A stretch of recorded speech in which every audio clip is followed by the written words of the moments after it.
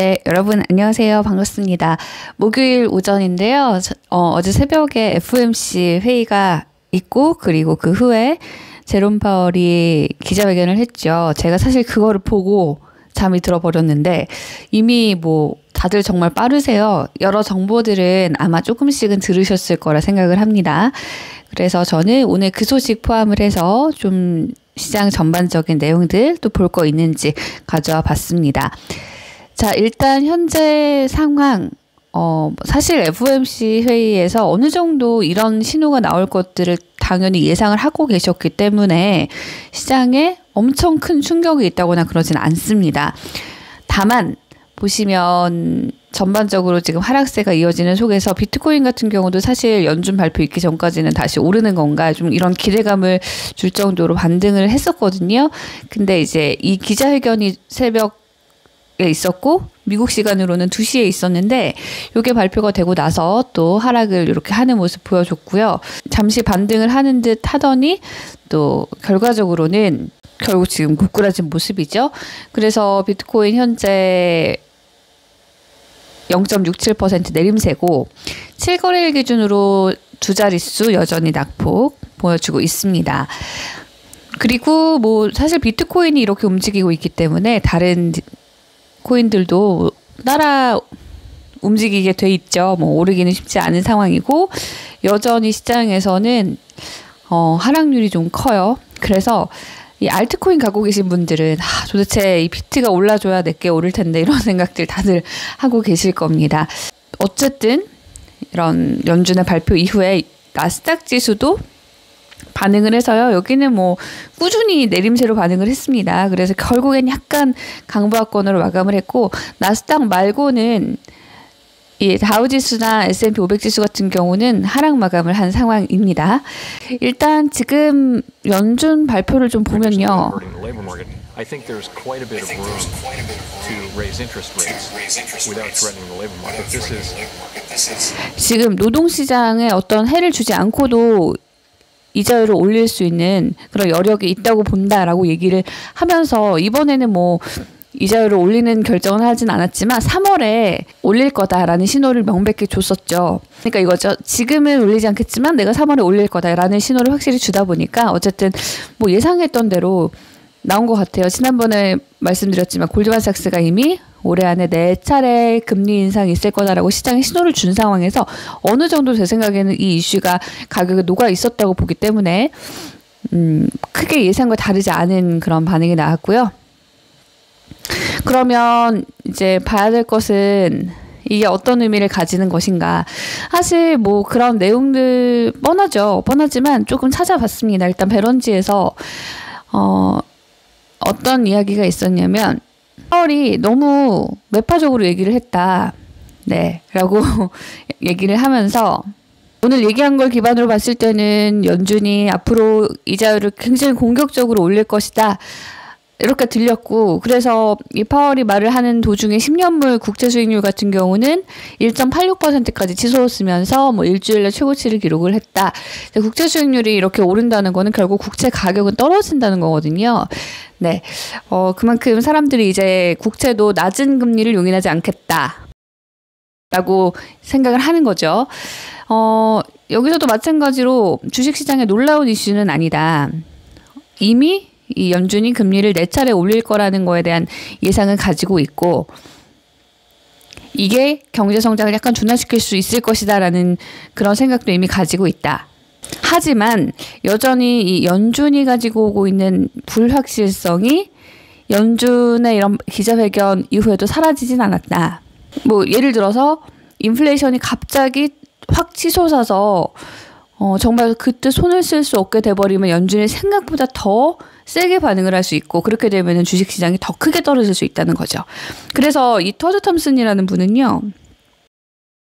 이제 어느 정도 이 정책이라는 게 시차는 있을 수 있겠지만 너무 늦게 반응을 한다. 이 연준의 정책 에러가 올해의 가장 큰 리스크다라고 이야기를 하기도 했습니다.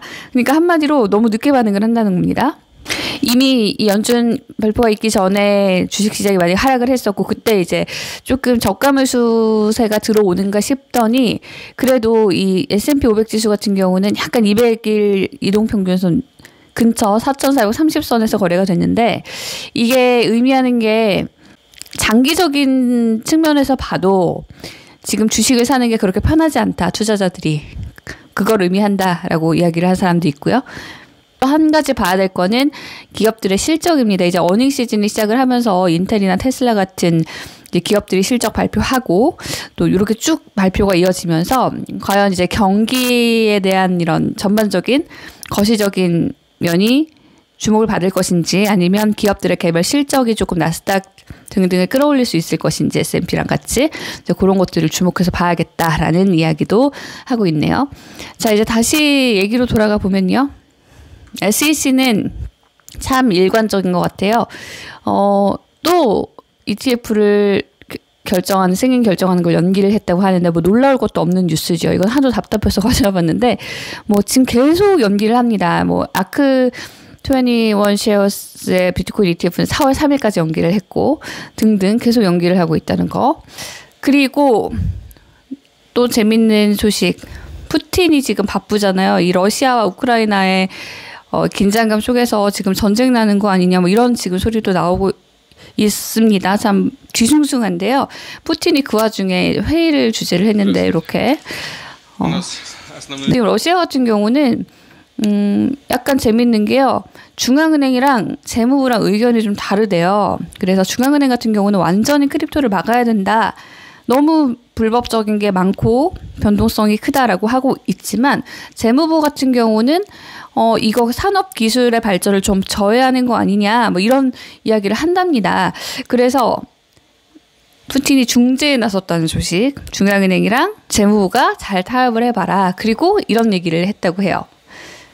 우리는 채굴에 있어서는 좀 이점을 가져올 수 있다. 네, 실제로 중국이 채굴을 막은 이후에 러시아 같은 경우는 3위의 채굴국이 된 상황이거든요. 그래서 미국, 카자흐스탄, 러시아가 지금 여기 손에 꼽히는데 채굴을 오히려 이 푸틴 대통령 같은 경우는 나쁜 생각을 가지고 있지 않고 여기에 대해서 긍정적인 마인드를 가지고 있는 것 같습니다. 그래서 한번 잘 타협을 해보라니까 또 러시아에서 뭐 좋은 소식이 올 수도 있겠죠.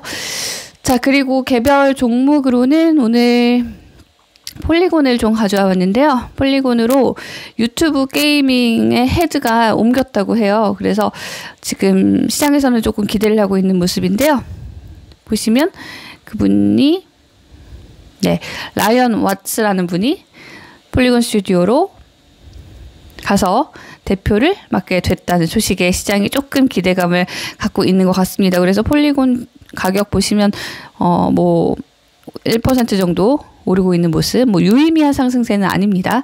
여전히 주간으로는 하락하고 있지만 이런 뉴스들도 있었고요. 자, 이렇게 트윗으로도 내봤습니다. 유튜브를 떠난다, 폴리곤으로 간다. 오늘 전해드릴 소식은 이제 하나만 더 남았네요. FTX UX라는 거래소가 80억 달러 가치를 우리 돈으로 한 9조 정도의 가치를 인정을 받았다고 합니다. 여기 투자도 많이 받았죠. 뭐 대표적으로 소프트뱅크 투자도 받았고 테마스에게 투자도 받았는데요. 이런 여러 투자를 유치하면서 월가에서 또 코인베이스와 바이낸스를 잇는 거래소로 자리매김을 하겠다. 자, 이런 거 보면서 좀 우리나라 거래소들의 지금 좀 문제도 있습니다. 요거를 오늘 제가 빼먹었는데 다음 방송에서 좀 전해드리도록 하겠습니다. 오늘은 일단 여기서 마무리를 하고요. 네, 다음 방송에서 사실 여러분들께 전해드리고 싶은 내용은 많은데 시간이 좀 너무 길어지거나 한정적이어서 늘 좀 아쉬운 마음으로 끝을 내는 것 같아요. 그래서 여러분들 조금 제가 뭐 시간을 일찍 못하거나 이런 경우는 있어도 또 여러분들 물린 코인이나 물려있는 코인을 분석해달라거나 또는 뭐 특정 이슈에 대해서 좀 알려달라거나 하는 것들은요, 제가 조금 여러분들께 따로 시간을 마련해서 좀 자유롭게 전해드릴 테니까요. 그런 거 있으면 댓글 많이 남겨주시고요. 자, 오늘도 좋은 하루 보내시길 바랍니다. 비록 코인은 네, 우리 마음처럼 움직이지 않지만요. 네, 우리의 기분은 또 우리가 노력함에 따라서 좋게 만들 수도 있고 나쁘게 만들 수도 있는 거니까요. 네, 코로나가 정말 심해지고 있는데 다들 건강 유의하시고 좋은 하루 보내시고요. 저는 다음에 또 뵙겠습니다. 고맙습니다.